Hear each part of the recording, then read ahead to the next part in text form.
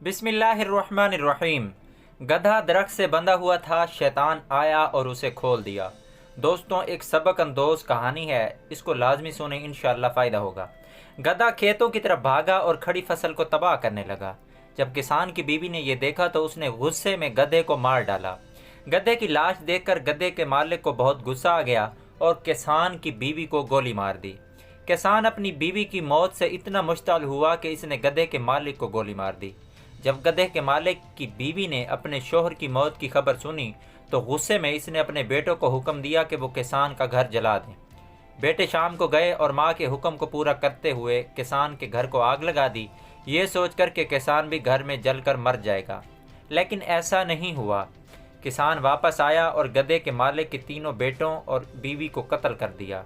इसके बाद किसान ने तौबा कर ली और शैतान को कोसने लगा। शैतान ने नाराज़ होते हुए कहा कि मैंने तो कुछ भी नहीं किया, सिर्फ गधे की रस्सी खोली थी। लेकिन सब ने रद्द अमल ज़ाहिर किया। रद्द अमल के जवाब में और ज़्यादा और शदीद रद्द अमल ज़ाहिर किया और अपने अंदर की खबासत को बाहर आने दिया। लिहाजा अगली बार जवाब देने, रद्द अमल ज़ाहिर करने और किसी से बदला लेने से पहले रुक जाएं और एक लम्हे के लिए सोचें कि कभी कभी शैतान हमारे दरमियान सिर्फ गधा छोड़ देता है और बाकी काम हम खुद करते हैं।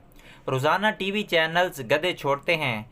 कोई ग्रुप में एक गधा छोड़ देता है तो कोई फेसबुक पर एक गधा छोड़ देता है। आप और मैं दोस्तों के ग्रुप में ख़ानदान और पार्टी, सियासत या नज़रिए के दायरे में लड़ते रहते हैं। याद रखें, टूटना आसान है, जुड़े रहना बहुत मुश्किल है। लड़ना आसान है, दरगुजर करना बहुत मुश्किल है। तो दोस्तों, इस वाक़े से, इन बातों से हमें सीखना चाहिए। इस कहानी से हमें सबक मिलता है, हमें सीखना चाहिए। तो उम्मीद करता हूँ ये वीडियो आपको पसंद आएगी। इसको आगे लाजमी शेयर करें ताकि किसी मुसलमान भाई का भला हो सके और चैनल को भी लाजमी सब्सक्राइब कर लें। शुक्रिया।